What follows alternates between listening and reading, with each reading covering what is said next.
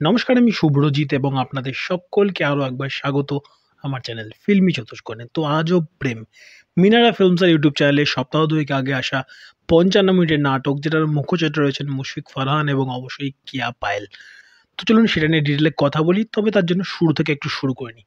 শুরু থেকে শুরু করতে গেলে প্রথমে যেটা মাথায় আসলো, নাটকটা যখন শুরু হয় প্রথম 5 থেকে 7 মিনিট যখন এগোয়, খুব একটা মানে খুবই বড়, খুবই ভালো মানে একটা ছবি আপনাদের সামনে তার এক্সাম্পল দেবো। সত্যজিৎ রায়ের অপুর সংসার। প্রথম দিকের পার্টগুলো মনে পড়ে ছবিটার।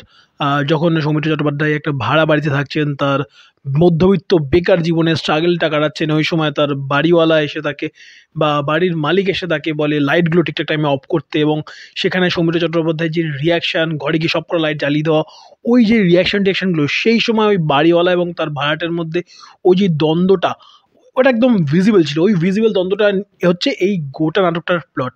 এবারে ওটা যখন দেখে একটা সিনে আমাদের যতটা ভালো লেগেছিল, এখানে কি সে একটা সিনের যে থিমটা, ওই থিমটাকে এখানে তারা 55 মিনিট ধরে এক্সপ্লোর করার চেষ্টা করেছেন। সত্যি বলতে প্রথম 10 মিনিট আমার বেশ ভালো লাগছিল, যখন বাড়িওয়ালা ঝাড় জ্বালিয়ে রেখে দিয়েছিল। মানে সেটা actually as a human being সেটা করা উচিত নয়, সেটা আমরা সকলে জানি, বাট তারপরে জাস্ট ওই জিনিসটা এনগেজিং ফ্যাক্টরটা বিশাল পরিমাণে ছিল রাইটিংয়ের মধ্যে দিয়ে।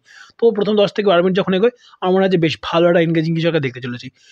প্রবলেমটা শুরু হয় ওর মধ্যে প্রেমটা ঢুকতে। আমি ভাবছিলাম যে এখানে প্রেমটা ফিট কোথায় করছে। তারপরে প্রেমটা যেভাবে দেখানোর চেষ্টা, মানে প্রেমটাতে যখন ঢোকবার পরে টোটাল টোনটাই শিফট করে যায়। প্রথম 10টা মিনিট যেই টোনে চলে, যেখানে মনে হচ্ছিলো হ্যাঁ এবার আমি ওই টোনটা একটু হাই পিচ হলেও তার মধ্যে আমি এনগেজ থাকছিলাম।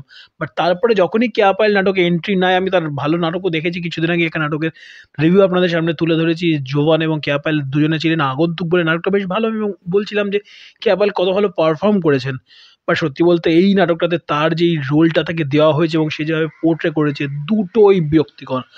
মানে হয় না, মানে ওই যে যেটা যেহেতু প্রথমে টিভিতে আসে এবং টিভির একটা অডিয়েন্স রয়েছে, সার্টেন অডিয়েন্স, মিডল এজ বা বয়স্ক অডিয়েন্স রয়েছে, তাদের হয়তো ভালো লাগতে পারে, বাট এই লেভেলের এরকম একটা মানে উচ্চ মার্গীয়, মানে এটা যদি বলি টোনালিটির দিক থেকে একদম হাই টোনে, বিশাল বিশাল হাই টোনে, মানে যাত্রা কাইন্ড অফ টোনে একটা তস্য ন্যাকা বিরক্তিকর একটা মহিলার চরিত্র বা একটা মেয়ের চরিত্র প্লে করছে এখানে কেয়া পায়েল, এবং তাদের মধ্যে যেভাবে প্রেমটা গড়ে ওঠে সেটাও আমার দেখতে, মানে জাস্ট বলছে যে তার প্রতি তার প্রেম রয়েছে, সে জাস্ট বলে যায়, কোনো সিন ডিজাইন নেই তার জন্য।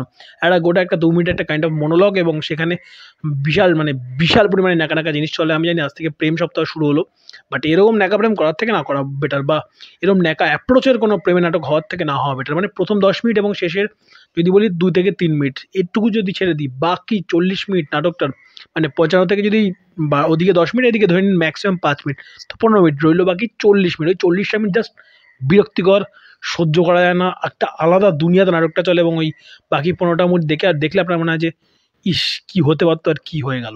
অ্যাটলিস্ট আমাকে এই ফিলটা দিয়েছে। এবং ফারহানের প্রচুর ভালো ভালো পারফরমেন্স দেখেছি আমি, লাইক আক্ষেপ নাটকটা না দেখা থাকলে দেখতে পারেন, গিয়ে শপ নাম্বার 69 দেখতে পারেন। কদিন আগে একটা নাটক দেখলাম, তার সঙ্গে কেয়া পায়েলের কী ভালো পারফরমেন্স ছিল দুজনের, পরিবারতন্ত্র নিয়ে এবং পরিবারের মধ্যে রাজনীতি বা পরিবারের মধ্যে ওই কূটনীতি সব কিছু নিয়ে নাটকটা ছিল, এবং তার সঙ্গে বিদেশ যাত্রার যেই একাকিত্ব, যেই বিদেশ যাত্রার জন্য পরিবারের সঙ্গে যেই দূরে থাকা ওই কষ্ট যন্ত্রণা, সব কিছু নিয়ে কি ভালো একটা নাটক ছিল। আমার চ্যানেলে রিভিউ রয়েছে, আপনারা গিয়ে দেখতে পারেন, স্পয়লার ফ্রি রিভিউ রয়েছে, তারপর গিয়ে আপনারা নাটকটা দেখতে পারেন। বাট তারপরে এই জুটির থেকে আরও একটা নাটক দেখলাম তারই প্রায় 10-12 দিন বাদে, এবং সেটা আমাকে আটারলি ডিসঅ্যাপয়েন্ট করেছে। শুরু হলো একটা ভালো প্লট নিয়ে, মনে হলো যে ভালো একটা কিছু হতে পারে, এই ডুয়েলটা আমি এনজয় করবো। বাট প্রেমটা সত্যি নাটকটার মধ্যে আজবভাবে আসে, এবং ফিট ইনও করে না কোথা থেকে স্টোরিটার থিমের সঙ্গে। এবং তারপরে মনে হলো যে ওই জাস্ট তার কাছে ওই বেসিকটুকুই ছিল, বা প্রেমটুকুই ছিল, বা একটা কিছু প্রেমটাকে আমি দেখাবো তার জন্য এই মোড়কটুকু দিয়েছে।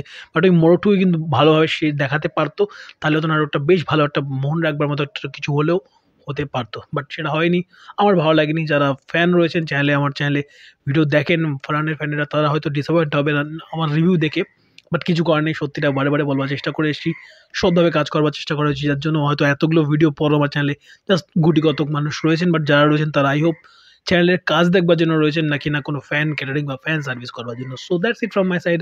যারা দেখলেন এই আজব প্রেম, আপনাদের কতটুকু নাটকটা আজব লেগেছে, কতটুকু আপনারা নাটকটাকে উপভোগ করেছেন, এনজয় করেছেন, অবশ্যই সেটা কমেন্ট বক্সে জানাবেন। আমার ভিডিও নিয়ে যদি কোনো মতামত থেকে থাকে, হ্যাঁ ফ্যান হিসেবে গাল দেওয়া ছাড়া, তবে অবশ্যই সেটার জন্য ইউজ করুন আমার ভিডিও কমেন্ট বক্স। ভিডিও ভালো লাগলে লাইক, শেয়ার, সাবস্ক্রাইব ভিডিওটাকে, চ্যানেলের প্রথমবারের জন্য হয়ে থাকলে চ্যানেলটাকে সাবস্ক্রাইব করুন, পাশে থাকা নোটি বাটনটাতে অল নোটিফিকেশন অন করে আমার চ্যানেলের সঙ্গে থাকতে ভুলবেন না। ভালো থাকুন, ভালো রাখুন, এবং অবশ্যই ভালো ভালো কন্টেন্ট দেখতে থাকুন। Bye bye.